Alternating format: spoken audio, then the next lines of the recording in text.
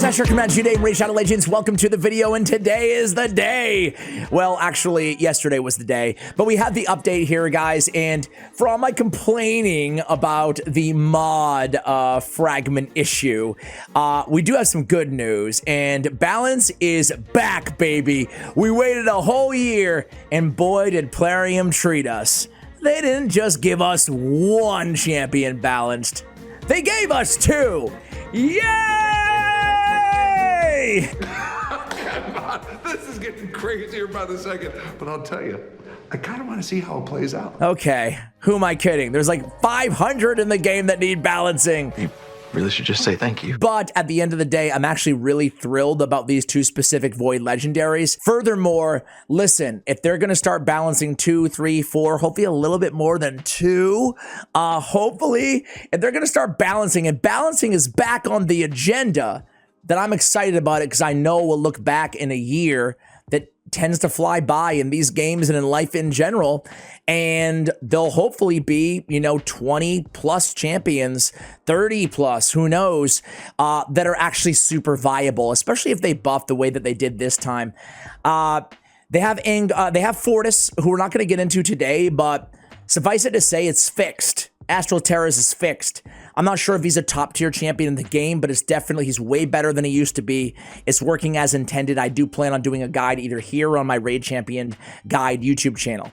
And then Fortis is just, I'm sorry, Angar. He used to make me very angry. He used to make me very angry.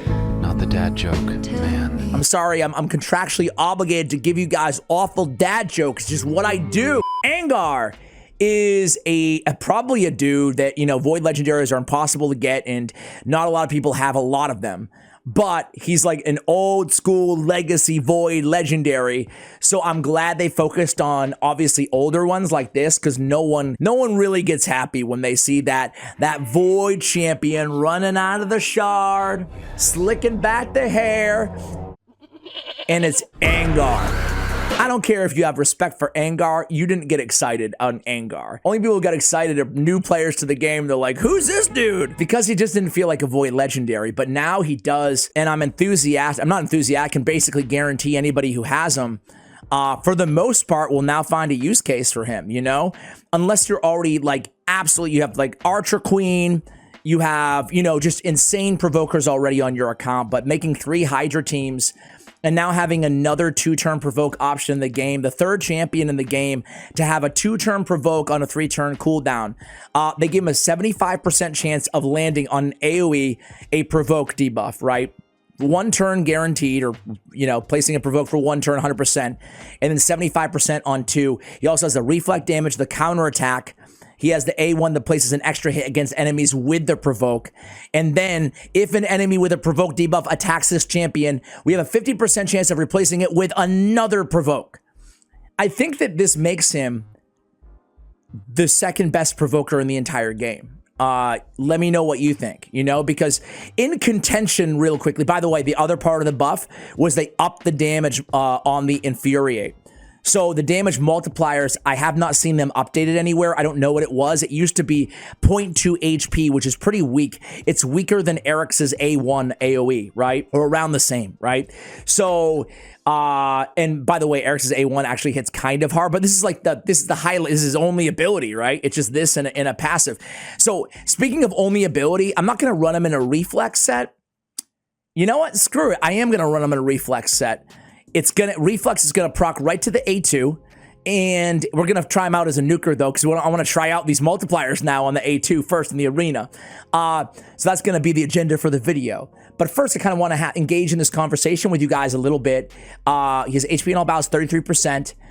It was a great buff. It was a great buff to this dude. I know a lot of people were asking for him to be the 4th counterattack champion in the game, you know, and I think that Nonsense would have been cool, but it also doesn't, like, his kit is all about provoke, and the way power creep is going in this game, it's all predicated on 2-turn provokes. Number 1 provoker in the game is this, and the target's a boss AoE provoke for 2 turns.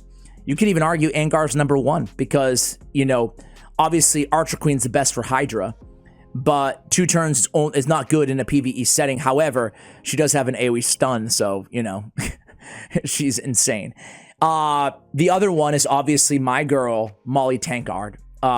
She's got that placing and provoke, no attack on this ability. So in a lot of ways, that might be preferable in the arena, or you might like the attack in the arena, depending on your comp. But either way, we do like the damage for Hydra. Plays a provoke on all enemies for 1 turn, 50% chance of placing a 2-turn provoke.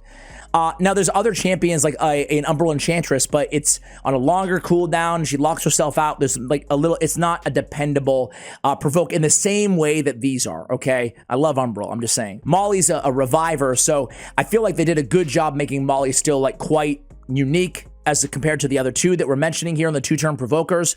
And Molly Tankard's Rowdy Crowd is absolutely busted. Love it. Love it. And her base speed is 107. She's fast.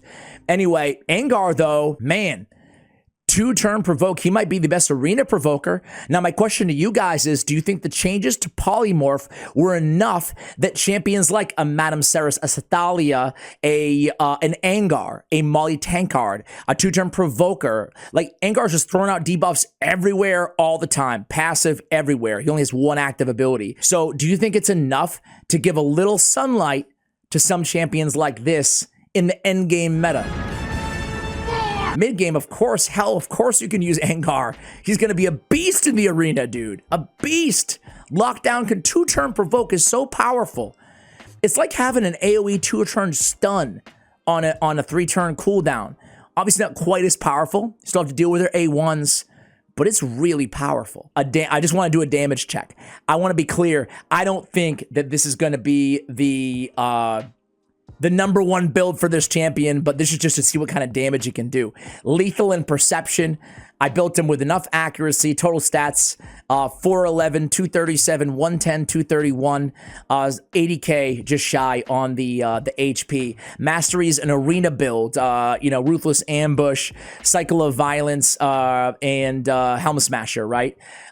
So let's just see what he can do, and then I want to put him in Reflex because, man, just getting that cooldown always, that refresh, that reflex proc, always going to the A2, it's just like guaranteed. It feels close, as close as we got to a guaranteed provoke, other than, or 2-turn provoke, other than obviously, what's her face, Archer Queen.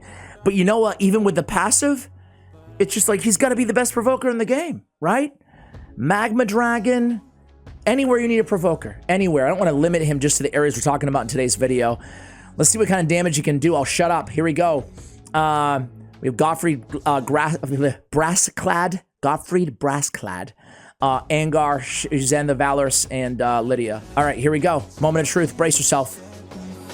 Is it damage? Is it big boy damage? Just let me be.